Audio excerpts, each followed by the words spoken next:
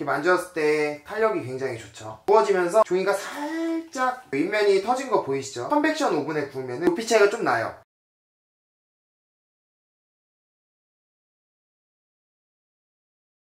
안녕하세요 여러분, 호야입니다. 오늘은 가장 기본적인 제노와즈를 만들어 볼 건데요. 가장 기본적인 제노와즈를 어려워하시는 분들이 많기 때문에 오늘은 저와 함께 처음부터 끝까지 만들어 볼 거예요. 자, 일단 가장 먼저 이제 사전 준비를 해야 되는데 종이를 먼저 깔아줄 거예요. 자, 이렇게 유산지를 준비해 주시고요. 종이 위에 펜을 올려주시고 펜으로 사이즈를 맞춰서 볼펜으로 그려주세요. 잘 안 그려질 수 있으니까 두세 번 반복해서 그려주시는 게 좋아요. 이렇게 종이 위에 그림을 그려주신 다음에 가위로 오려주실 건데, 우리가 펜 겉면 사이즈를 쟀기 때문에 볼펜 안쪽으로 오려주시는 게 좋고, 이래야지 잉크가 묻어나지 않아요. 자, 이렇게 원형 종이가 준비됐으면 사이드 종이를 올릴 건데, 펜 위에 높이 맞추신 다음에 종이 아래를 살짝 접어서 자국을 만들어주세요. 그 자국을 따라서 접어주시면 돼요. 전 종이가 짧아서 2장 만들어서 붙여줄 거예요. 낮은 펜을 사용하시는 경우는 종이를 더 높게 오려서 사용하는데, 컨벡션을 사용할 경우에는 휘날릴 수 있기 때문에 테프론 시트 같은 거 오려서 사용해 주시면 좋아요. 자, 종이 오릴 때는 손 조심해 주시고요. 이렇게 사이드 종이랑 가운데 종이가 다 만들어졌는데요. 펜을 준비하신 후에 이 유산지 보시면은 어느 쪽은 되게 매끄럽게 코팅이 되어 있고 반대쪽은 되게 매트해요. 그래서 매끄러운 쪽을 안쪽으로, 케이크 시트와 직접 닿는 쪽으로 패닝 해주시면 됩니다. 일단 사이드 종이를 껴주신 다음에 원형 종이 같은 경우는 가운데 살짝 잡아서 그대로 쭉 넣어주신 다음에 살짝 끝에 걸쳐지시게. 이게 너무 깊숙이 넣어버리면은 얘네가 이렇게 안쪽으로 이렇게 들어오기 때문에 케이크가 찌그러질 수 있어요.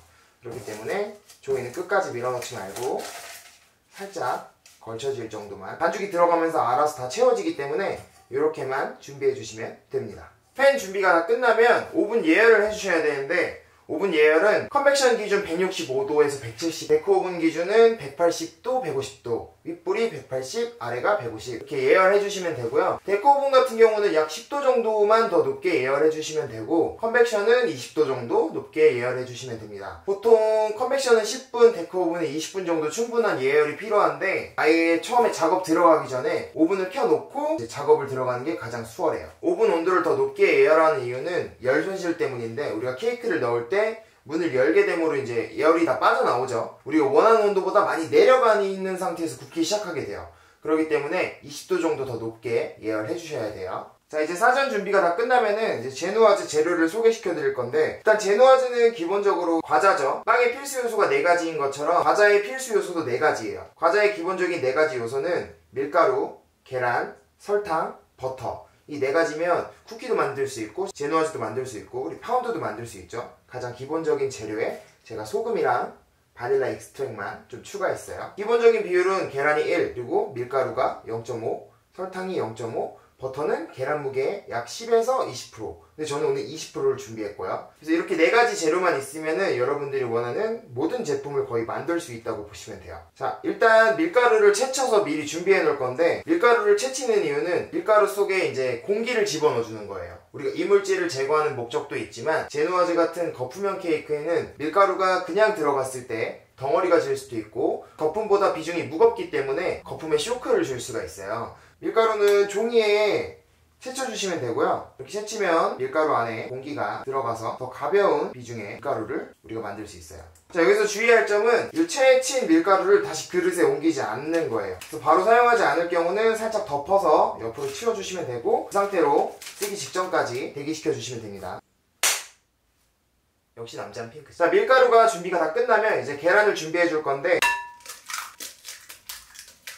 계란을 먼저 풀어줄 거예요. 노른자엔 표막이 있는데 얘가 설탕과 만나면 굉장히 빠르게 덩어리가 져요. 계란을 사용하실 때는 완전히 먼저 풀어주신 다음에 설탕을 넣어주셔야지 덩어리가 지지 않습니다. 그래서 계란을 들었을 때 완전히 이렇게 풀어질 수 있을 때까지 풀어주신 다음에 여기다가 설탕,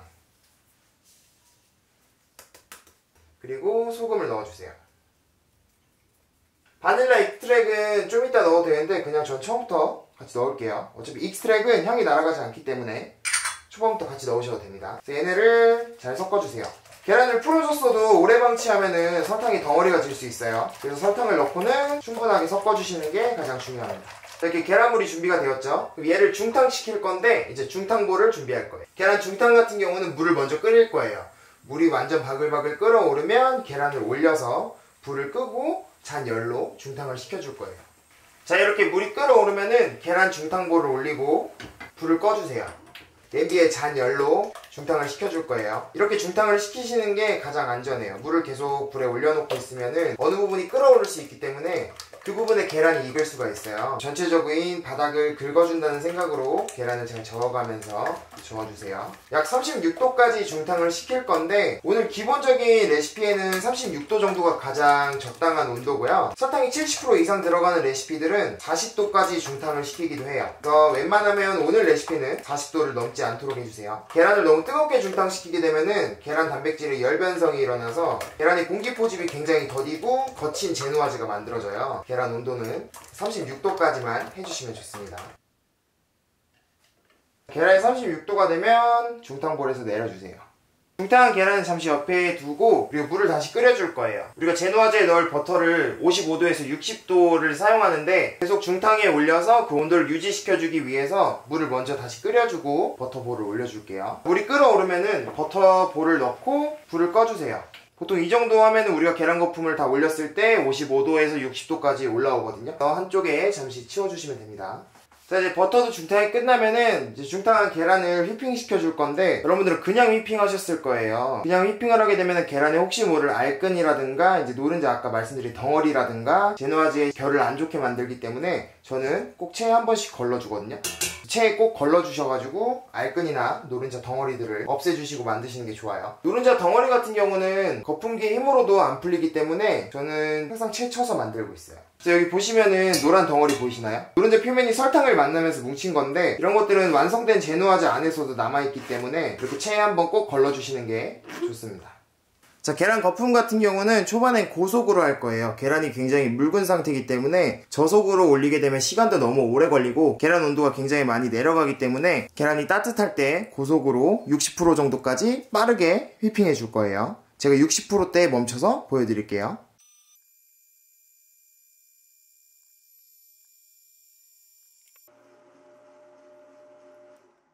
거품이 아이보리색이 됐고 거품기를 살짝 돌려보면은 거품기 살 자국이 선명하게 남는 지금 정도까지 올라왔는데요. 이 정도 됐을 때가 60% 정도예요. 중속으로 90%까지 휘핑해 줄게요.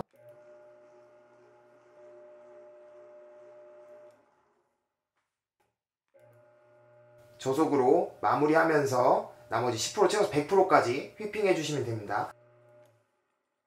자, 계란 휘핑이 끝나면은 보통 이 볼에다 직접 섞는데 저는 잘 보여드리기 위해서 유리볼로 옮겨서 거품 상태 보여드리고 섞을게요. 자, 완성된 계란은 굉장히 매끄럽고 조밀조밀해가지고 거품을 떠올렸을 때 흐르지 않고 유동성이 굉장히 적어요. 흔들흔들 흔들어도 잘 떨어지지 않죠. 이 정도면은 비중이 0.2 정도 되거든요. 보통 0.22에서 0.25 정도 비중을 맞춰서 사용합니다. 자, 이렇게 준비가 다 되면 버터 온도를 체크해야 되는데 자, 버터 온도도 다 됐어요.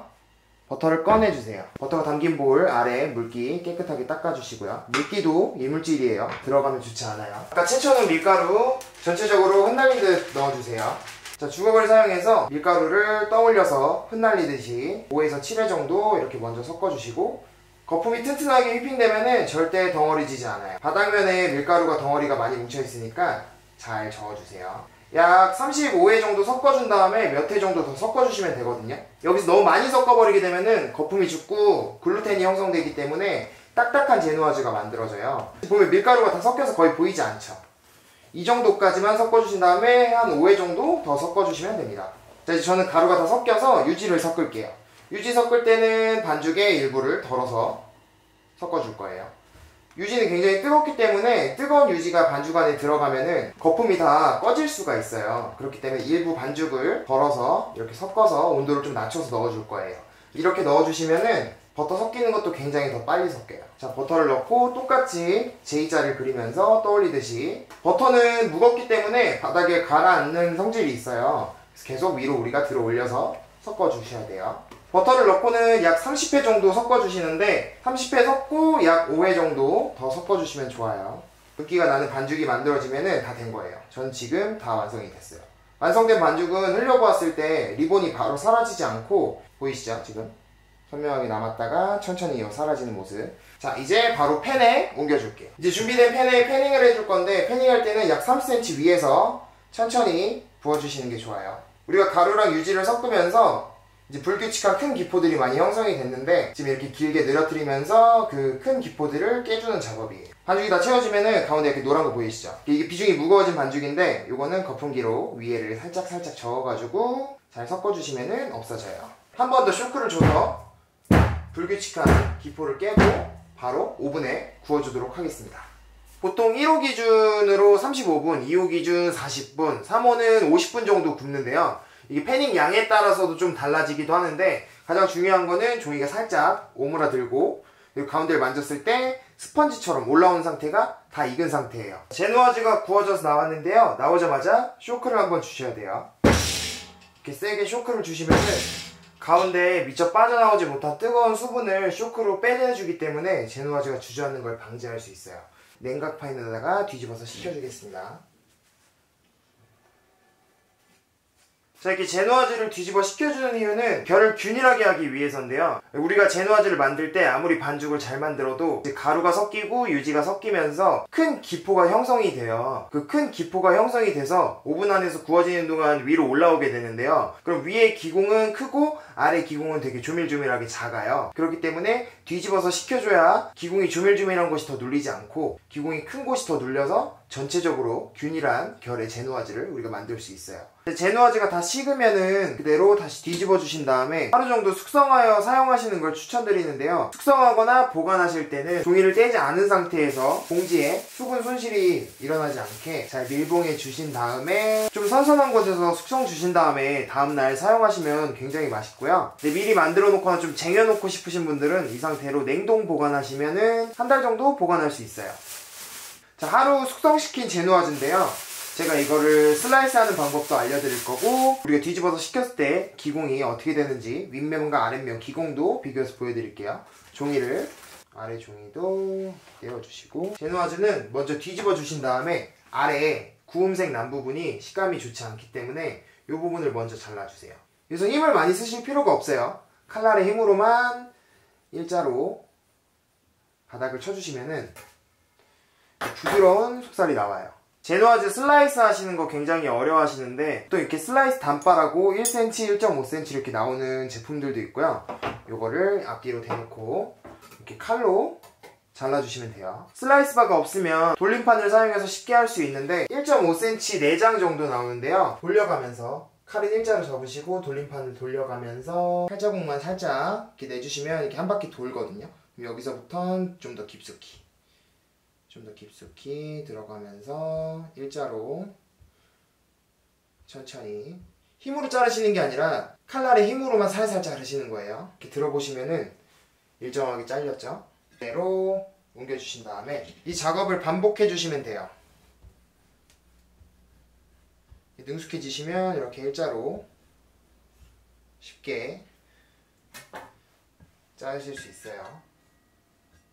자, 마지막 장은 윗면만 살짝 돌려가면서 천천히. 자, 이렇게 슬라이스까지 같이 해봤는데요. 사용하기 직전에 슬라이스 하시는 걸 추천드리고, 보관은 꼭 통째로 해서 보관하시는 게 가장 좋아요. 슬라이스를 쳐놓으면 아무리 밀봉을 잘 해놔도 수분 손실이 많아지기 때문에 꼭 사용하시기 전에 이렇게 슬라이스해서 사용하시면 되고요. 가장 기본적인 레시피이기 때문에 아래 더보기에 적어드린 레시피에서 버터랑 똑같은 양의 우유를 더 넣어주시면 더 촉촉한 제누아즈를 만들 수 있어요. 그렇게 해서 이제 나만의 제누아즈를 만드시면 가장 좋을 것 같고, 잘 만들어진 제누아즈는 이렇게 눌렀을 때 탄력이 굉장히 좋거든요. 이렇게 보이시죠? 올라오는 거 눌러도 눌리지 않고. 이렇게 제누아즈를 만들어 보았는데요. 다음엔 제누아즈를 활용해서 딸기 케이크를 제가 하나 보여드릴 거예요. 그때는 여러분들이 또 어려워하시는 품목 중 하나인 아이싱을 다뤄볼 예정이니까 다음 영상도 많이 기대해 주시고요. 그럼 저는 다음 영상에서 뵙겠습니다. 항상 즐거운 베이킹 하시길 바래요.